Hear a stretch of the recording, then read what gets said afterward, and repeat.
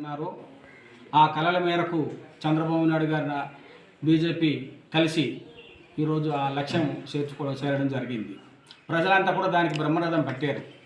కూటమి ఆలోచన విధానానికి ప్రజలంతా ఇచ్చినటువంటి ఆలోచన విధానానికి తగ్గట్టుగానే మరి భవిష్యత్తులో మా యొక్క పాలన ప్రజారంజకంగా ఉంటుందని చెప్పే దాంట్లో ఎటువంటి సందేహం లేదు.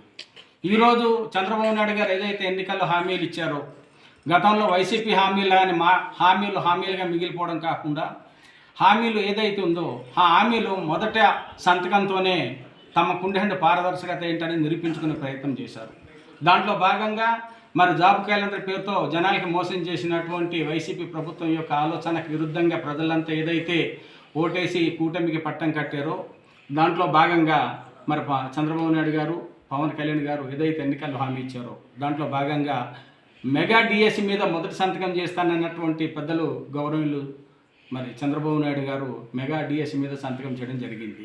దీని మీద ఈరోజు పని లేనటువంటి వైసీపీ నాయకులు, కార్యకర్తలు దుష్ప్రచారం చేయడం అప్పుడు మొదలుపెట్టారు. అంటే వాళ్ళకు ఉండేటటువంటి ప్రధానమైన లక్షణం ఏంటంటే మరి పచ్చకామెర్ల బుద్ధి. వాళ్ళకి పచ్చకామెర్లు పట్టినోడికి దేశమంతా పచ్చగా ఎలాగైతే కనిపిస్తుందో ఆ రకంగా భూ కబ్జాలకి, దోపిడీలకి, దొంగతనాలకి, అరాచకాలకి పాల్పడ్డటువంటి మరి వైసీపీ నాయకులు ఈరోజు ప్రజలకి కానీ, నిరుద్యోగులకి కానీ, రాష్ట్రానికి కానీ మేలు జరుగుతుంటే చూస్తూ జీర్ణించుకోలేని పరిస్థితుల్లో అప్పుడే ప్రజలంతా తిరస్కరించినప్పటికీ కూడా మరి దానికి కూడా విరుద్ధంగా ప్రకటనలు చేయడం మొదలుపెట్టారు. డిఎస్ మీద సంతకాలు పెట్టి మరి నిరుద్యోగులకి హామీ ఇస్తే రాష్ట్రమంతా సంబరాలు చేసుకుంటూ ఆనందపడతా ఉంటే దీన్ని జీర్ణించుకోలేనటువంటి వైసీపీ శ్రేణులు మరి ఇక్కడ జీవో నెంబర్ 3 ఉంది, దీని మీద సమాధానం కావాలని అడుగుతున్నారు. జీవో నెంబర్ 3 మీద ఈ వైసీపీ నాయకులు ఈ 5 సంవత్సరాల కాలంలో ఎప్పుడైనా మాట్లాడారా? జీవో నెంబర్ 3కి సంబంధించి ఏదైనా మరి మన గిరిజనులకి భరోసా ఇచ్చే ప్రయత్నం ఈ వైసీపీ ప్రభుత్వం చేసిందా? ఈరోజు వైసీపీ ప్రభుత్వం తాలుగా అరాచకాలు లేదంటే వాళ్ళు చేసిన ప్రజా వ్యతిరేక విధానాలకు విరుద్ధంగా అరకులోనే చంద్రబాబు నాయుడు గారు ప్రకటన చేశారు. జీవో నెంబర్ 3ను పునరుద్ధరిస్తున్న హామీ ఇచ్చారు. హామీ మేరకు ఈరోజు మరి డిఎస్సిని మరి ప్రకటించడం జరిగింది. మెగా డిఎస్సి ద్వారా ఈరోజు మేలు జరిగే ప్రయత్నం జరగబోతున్నది. దానికి ఏ రకమైన మార్గదర్శకాలు రిలీజ్ అవుతుందో మనం చూడాలి. కానీ ఆ రకమైన సహనం కూడా లేనటువంటి ఈ వైసీపీ మరి దగాకోరులంతా కూడా దుష్ప్రచారం చేయడం మొదలుపెట్టారు. ఖచ్చితంగా మేము గిరిజన ప్రజల పక్షపాతిగానే పనిచేస్తాం. తెలుగుదేశం పార్టీ కానివ్వండి, జనసేన పార్టీ కానివ్వండి, బీజేపీ పార్టీ కానివ్వండి, మేము జాతి కోసం ఆలోచన చేసే వ్యక్తులుగా ఉన్నాం, రాష్ట్ర ప్రయోజనాల కోసం ఆలోచన చేసే వ్యక్తులుగా ఉన్నాం. కాబట్టి నిజంగా డిఎస్సి విషయంలో గిరిజన ప్రాంతానికి అన్యాయం జరిగే ప్రయత్నం జరిగితే మేము ఖచ్చితంగా ప్రభుత్వం దృష్టికి తీసుకెళ్తాం. దాని ద్వారా గిరిజన నిరుద్యోగ యువతకు మేలు జరిగేదానికి కావాల్సిన ఆలోచన మేము చేస్తాం.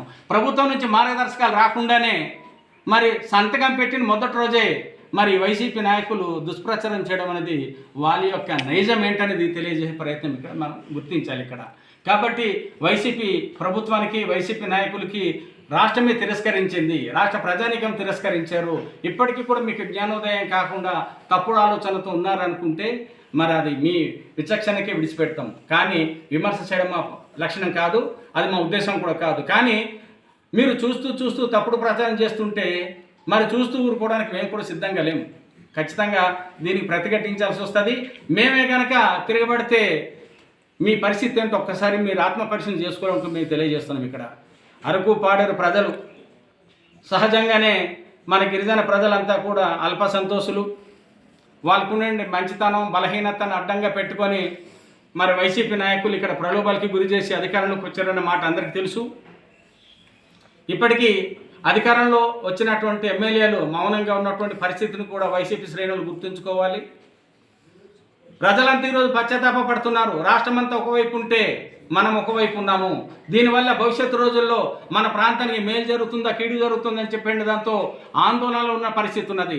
అటువంటి ప్రజలకు మేము తెలుగుదేశం తరఫున, జనసేన తరఫున, బీజేపీ తరఫున, మా కూటమి తరఫున ఖచ్చితంగా భరోసా ఇస్తున్నాం. ప్రభుత్వ పరంగా జరిగేటటువంటి అన్ని అభివృద్ధి సంక్షేమ కార్యక్రమాలు అన్నింటిలో కూడా ఎక్కడ పక్షపాతం లేకుండా నిష్పక్షపాతంగా ఖచ్చితంగా మన ప్రాంతానికి కూడా కూటమి ప్రభుత్వం చేస్తుందనేది అయితే ఈ ఖచ్చితంగా మేము తెలియజేస్తూ ఉన్నాం. కాబట్టి అవాకులు చవాకులు పేలినటువంటి వ్యక్తులారా మీరంతా కూడా ఆత్మపరిశీలన చేసుకున్నారని మాత్రమే మీకు తెలియజేస్తూ ఉన్నాం. మేము అధికారులకు కూడా ఈ సందర్భంగా మేము ఒక హెచ్చరిక చేయాలి. వైసీపీ ఆలోచన విధానం నుంచి ఇంకా మీరు బయటపడకపోతే ఏదైతే వైసీపీ ప్రభుత్వానికి కానీ, ఆ నాయకులకి కానీ ప్రజలు బుద్ధి చెప్పిన పరిస్థితులు వచ్చిందో ఆ పరిస్థితులకి భిన్నమైనటువంటి పరిస్థితి ఈరోజు ప్రభుత్వం ఏర్పడింది కాబట్టి మీ ఆలోచన విధానం మార్చుకొని కూటమి ఆలోచన విధానాన్ని మాత్రమే ప్రజల దగ్గరికి తీసుకెళ్ళి ప్రజలకి పారదర్శకమైన పాలన అందించడానికి అధికారులు ఆలోచన చేయాలి ఇక్కడ. కాబట్టి కూటమి నాయకులు అధికారుల విషయంలో కూడా గమనిస్తూనే ఉంటారనే విషయాన్ని అధికారులకి సందర్భంగా మేము తెలియజేస్తూ ఉన్నాం. ఏది ఏమైనా కూడా రాష్ట్ర ప్రజానీకమంతా కూటమికి పట్టం కట్టి వైసీపీ యొక్క అరాచక పాలనకి అంతం చేసినందుకు ఈ రాష్ట్ర ప్రజానీకానికి మేము ప్రత్యేక ధన్యవాదాలు తెలియజేసుకుంటున్నాం. కూటమి నాయకులు ఉన్న వ్యక్తులు ప్రమాణ స్వీకారం చేసినటువంటి మంత్రులంతా కూడా పారదర్శకమైనటువంటి పాలన అందిస్తారని చెప్పేసి వాళ్ళందరికీ మేము మనస్ఫూర్తిగా మరి అభినందిస్తున్నాం. కాబట్టి గిరిజన ప్రాంతంలో కూటమి ప్రభుత్వం ద్వారా ఖచ్చితంగా మేలు జరుగుతుందని మనస్ఫూర్తిగా ఆశిస్తూ సెలవు తీసుకుంటున్నాం.